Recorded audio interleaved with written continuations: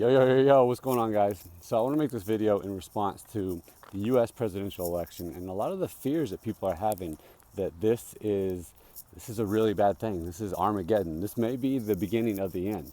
And what I can say is that I can give you some reassurance that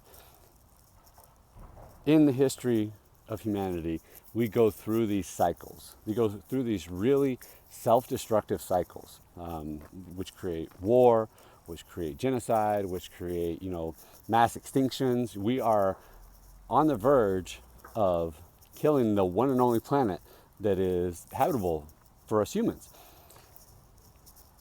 But is this it? Is this the last one? And I would say that we go through these cycles, just like we go through these cycles individually. And to this point, we've always had these really bad wars, we've had these really bad conflicts, we've had plagues, and we've recovered from them. So I think we're going to recover. But the question then is, do we have to go all the way through with it? Do we have to hit rock bottom? Do we have to go through this mass extinction that is impending? Do we have to go through more war, more conflict, or can we bounce out of it? So my mentor, Maston Kipp, coined the phrase divine storm in response to those periods of your life in which everything seems to be working against you. It seems that all of life is against you. Everything is going wrong. And what those moments are, those storms, are a call for awareness, a call for awakening. They are a way of getting your attention to bring conscious awareness to what you're doing and to help you get back on purpose and alignment with your life. So I know this to be true because I've gone through a couple of them myself. Once when I was 20 years old and I became really sick because I wasn't taking care of myself, because I wasn't identifying all the stress and factors in my life that were not contributing to my soul. And the end result was I got really sick.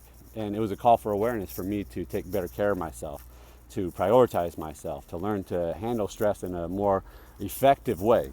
I went through another divine storm in my life in my late 20s. A lot of destructive decisions, a lot of harmful decisions, a lot of unconscious things that I did created a divorce in my life. And I lost my family, which I at that point thought was my purpose. And I hit rock bottom, and it lasted for a long time because I resisted. I resisted and I refused to accept what was. And I caused a lot of suffering in my life and a lot of suffering in a lot of people's lives because I couldn't accept that, because I couldn't learn the lesson. And it took until I learned the lesson for that storm to end. But here's the thing, is when these storms start,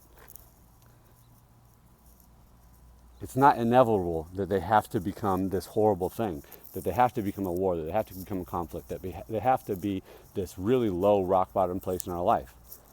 The way that we can avoid hitting that point is by waking up. The way we can avoid hitting rock bottom is by consciously choosing to produce a different result. By identifying our patterns, by identifying the beliefs that are creating this reality for us, that are making us sick, that are making us divide, that are causing the conflict, that are creating the war, that are leading to these mass extinctions. And I have confirmation of that in my own life because when my third divine storm was on its way, when it was coming, I identified that. I was working in a job that was not fulfilling to me, that was sucking my soul, that was taking away all my power. And I was giving my power away to all these places, and I wasn't prioritizing myself once again. Even though I'd been through it before, I hadn't fully learned the lesson because I was still doing some of those old things. But I realized that. I consciously identified that. I self-examined, and I pulled myself out of that, and I got back on purpose, and I got in alignment with life, and I prevented that result. And here's the thing, is we collectively, our humanity, we can do the same. We can do the same in the United States, we can do the same in the world. But we have to wake up now. We have to bring conscious awareness to what we're doing. We have to identify our patterns that are killing us, that are creating the scenario for this to happen. We have to identify here in the United States that we have massive income inequality. We have massive disparity of wealth and power going to the top 1/10 of 1%. And we have to identify that that is a priority. We have to fix that because the conditions under which that happens are what is creating this divide.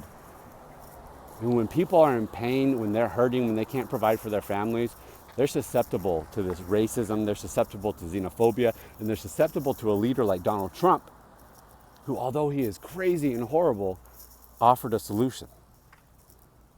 So we have to consciously identify what's wrong, what the pattern is, what we're doing collectively, and seek to heal that. And what that requires is that people who have a gift to bring into the world, people who have been withholding, people who have been holding back, come forward and they begin to give their gift. It doesn't have to mean that you're a politician or you're a leader. You could be a coach, you could be a teacher, you could be a healer, you could be a therapist. You could be artistic. You could have some sort of art that you want to create and bring into the world. We need more beauty. We need more art. We need more music, more dance, more of everything like that. And less of the division, less of the hate. We have to stand up and we have to take back our governing. We have to stand up and take back our economy. We have to make these conscious decisions and stop letting the establishment feed us lies and bullshit. So can we avoid this cycle repeating? Absolutely. Can we avoid our individual and our collective divine storms? Absolutely. But we have to wake up now. We have to bring consciousness to what is going on. We have to identify our patterns. We have to accept responsibility for co-creating this current situation and commit to changing. So individually, I challenge you, bring forward your gift. Bring forward your light. Get back in alignment with your purpose. And be willing to be a part of this revolution. Be willing to be a part of this revolution of thought, of consciousness, and get involved. This is something that nobody can sit out. We need to come together. We need to bond together against those who do not want to see us succeed. We need to bond together to take back control and power from the establishment, from the elites who are doing nothing to serve us and doing nothing to serve humanity. Our planet, the future of this country, the future of this world depend upon it. And we do not need to go down the rabbit hole. We do not need to get to that point. We do not have to have this cycle completely play out if we are willing to learn the lesson now and take the action that we need to. So I love you guys. I'd love to hear your thoughts about that. Please leave your comments down below. Check out my website, www.nicktilia.com, to check out more from me. Love you guys. Talk to you soon. Bye.